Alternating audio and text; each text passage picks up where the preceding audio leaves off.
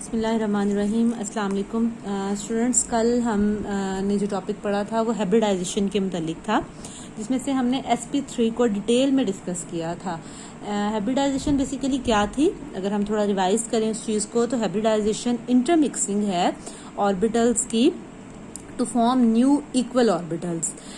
उसी में हमने डिस्कस किया था कि अगर कार्बन जो है वो सिंगल बॉन्ड के साथ किस किस्म की बॉन्डिंग करता है, उसका स्ट्रक्चर किस किस्म का है, और sp3 हाइब्रिडाइजेशन में क्या शेप बनती है, और एंगल जो आता है ऑर्बिटल्स के दरमियान वो किस किस्म का आता है। आज हम उसी को आगे फर्दर पढ़ेंगे। sp2 hybridisation.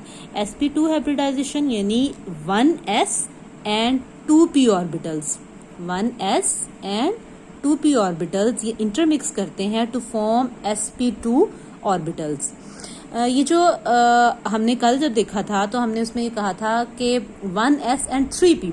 अगर हम कार्बन की वैलेंसी की बात करें तो हमने कार्बन का जब हमने उसकी एक्साइटेड स्टेट को पढ़ा था तो हमने कहा था कि 2s में 1, 2px में 1, 2py में 1 एंड 2pz में भी 1 इलेक्ट्रॉन प्रेजेंट होता है। अब अगर हम देखें तो ये वाले जो तीनों हैं, ठीक है, ये इंटरमिक्स करके sp2 हाइब्रिडाइजेशन शो करते हैं, जबकि जो थर्ड ऑर्बिटल है वो कोई भी इनमें से हो सकता है। बेसिकली कोई जरूरी नहीं है कि 2pz ही हो, वो अनहाइब्रिडाइज्ड रहता है। इसके अंदर 33% s करेक्टर है जबकि 66% p करेक्टर है। sp2 यानी 3 हाइब्रिडाइज्ड ऑर्बिटल बनते हैं, जबकि जो चौथा ऑर्बिटल है वो अनहाइब्रिडाइज्ड वैसे का वैसे ही रहता है, वो हिस्सा नहीं लेता। जो अनहाइब्रिडाइज्ड ऑर्बिटल है वो फिर वो किधर जाता है, वो क्या करता है, वो किस तरह से बॉन्डिंग करता है, क्योंकि कार्बन ने अपने वैलेंसी को तो सेटिस्फाई करना है, तो इस तरह से वो क्या करता है, वो अनहाइब्रिडाइज्ड रहता है। अनहाइब्रिडाइज्ड जो है वो परपेंडिकुलर आ जाता है इन ऑर्बिटल्स के ऊपर, यानी जो लास्ट है वो परपेंडिकुलर आता है और हायर एनर्जी का होता है, जो पिछले हाइब्रिडाइज्ड ऑर्बिटल है उनकी निस्बत हायर एनर्जी का होता है। किस तरह से होता है, किस तरह से अपने आप को अरेंज करते हैं, कौन सा एंगल बनाते हैं, ये 120 डिग्री का एंगल बनाते हैं और 1 प्लेन में लाई करते हैं। यानी अगर ये अनहाइब्रिडाइज्ड थे तो उस वक्त 2s स्फेरिकल था, 2px डबल शेप है अलोंग द एक्सिस, जबकि 2py along the y axis है, जबकि z जो है वो उसके अनहाइब्रिडाइज्ड है, वो हिस्सा नहीं ले रहा। हाइब्रिडाइजेशन के बाद ये लूप्स बनाते हैं, लूप्स बनाने के बाद ये 120 डिग्री के एंगल के साथ ज्वाइन कर जाते हैं। 120 डिग्री के एंगल के साथ ये ज्वाइन करने के बाद ये sp2 हाइब्रिडाइजेशन को शो करवाते हैं। इसी चीज को चूंकि हमें पता है कि ये किन में मौजूद होती है, ये वहां होती है जहां कार्बन कार्बन डबल बॉन्ड या कार्बन किसी के साथ भी डबल बॉन्ड के साथ मौजूद होता है, ये उनके अंदर हाइब्रिडाइजेशन मौजूद होती है। फॉर एग्जांपल हम इथीन की लेते हैं, जो एलिफेटिक हाइड्रोकार्बन्स हैं उनकी जो क्लास अल्कीन है उसके अंदर जो हाइब्रिडाइजेशन होती है वो sp2 हाइब्रिडाइजेशन होती है। अगर हम इथीन की एग्जांपल लें तो एक कार्बन दूसरे कार्बन के साथ, पहला जो है वो अगर आप इसको देखें, ये s वाला दूसरे s के साथ कार्बन के साथ ज्वाइन करके ये एक सिग्मा बॉन्ड बनाता है। फिर जो दो हैं जो मौजूद हैं, ये हाइड्रोजन के s के साथ px एंड ये py आपस में ज्वाइन करते हैं। इसी तरह से ये तो आप देखें कि ट्रायंगुलर स्ट्रक्चर बनता है, प्लेनर ट्रायंगुलर स्ट्रक्चर इसका बनता है और 120 डिग्री का एंगल बनता है।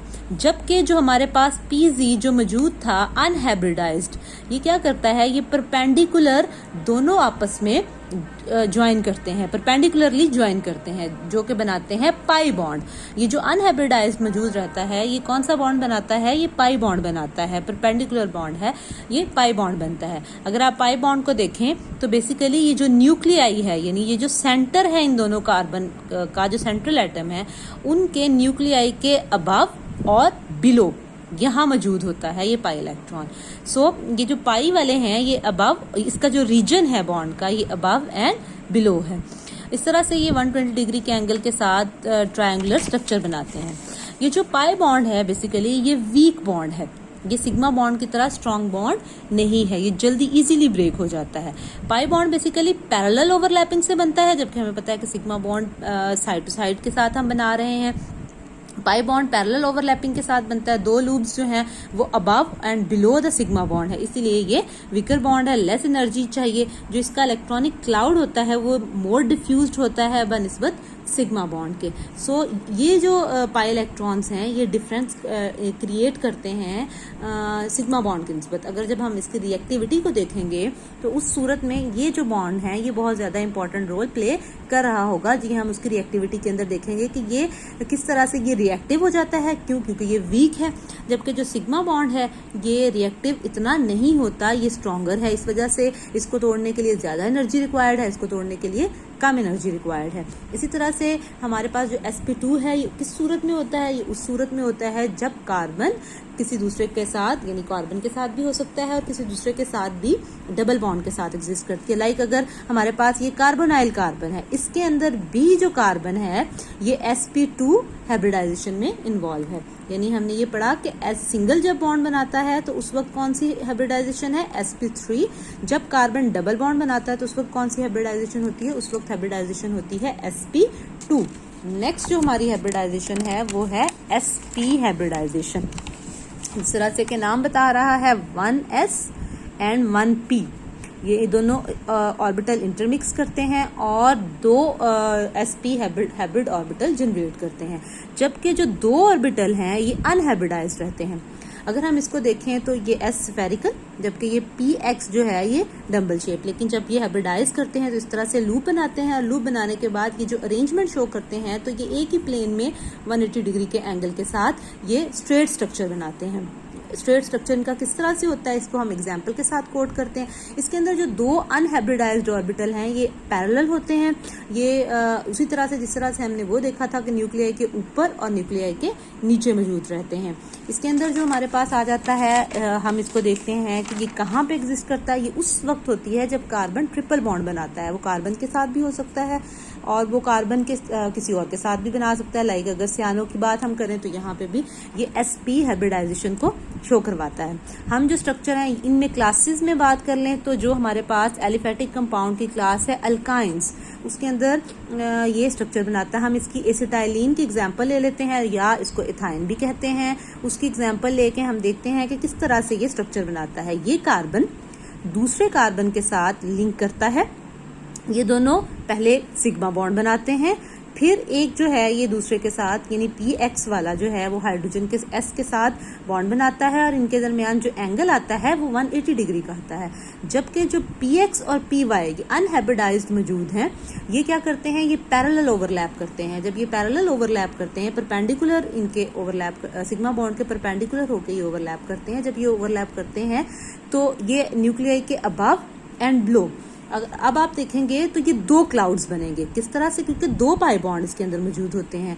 दो पाई बॉन्ड होने की वजह से ये ज्यादा करीब आ जाते हैं कि जो दो पाई बॉन्ड जो हैं वो क्या करते हैं, वो न्यूक्लियाई जो हैं उनके वजह से ये अब होना तो ये चाहिए कि हमने अभी ये बात की कि पाई बॉन्ड मौजूद होता है तो इसके अंदर दो पाई बॉन्ड है, ये ज्यादा वीकर होने चाहिए। इस ज्यादा वीकर होने की वजह से इसको ज्यादा रिएक्टिव होना चाहिए। लेकिन ये जो अल्काइंस हैं ये कम रिएक्टिव हैं बनिस्बत किसके? अल्कीन्स के। उसकी वजह ये है कि ये जो पाई हैं ये दो हो जाते हैं। जब ये दो पाई हो जाते हैं तो उसका मतलब क्या हुआ कि न्यूक्लियस का डिस्टेंस जो है वो कम हो जाता है। इस वजह से जब ये न्यूक्लियस का डिस्टेंस कम हो जाता है तो जो अटैक करना है वो उतना आसान नहीं होता, जिसकी वजह से ये जो इसकी रिएक्टिविटी है वो अल्कीन की निस्बत कम होती है बनिस्बत दो पाई बॉन्ड होने के बावजूद भी। इसका जो अब क्लाउड देखें आप तो क्लाउड जो है वो अबव एंड बिलो है। जो रीजन है वो न्यूक्लियाई के अबव एंड बिलो। इस तरह से अगर आप देखें तो ये रिंग बन रहे हैं ऊपर और ये रिंग नीचे। ठीक है, ये दो रिंग्स बनेंगे। क्यों? क्योंकि इसके अंदर दो पाई बॉन्ड मौजूद हैं।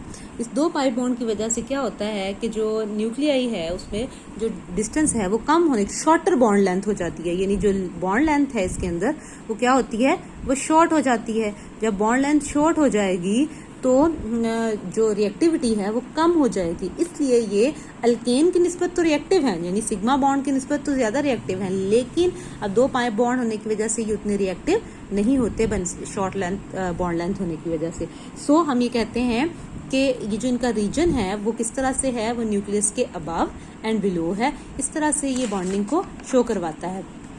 हमारे पास अब हमने 3 तरह की हाइब्रिडाइजेशन पढ़ ली, sp3, sp2 एंड sp।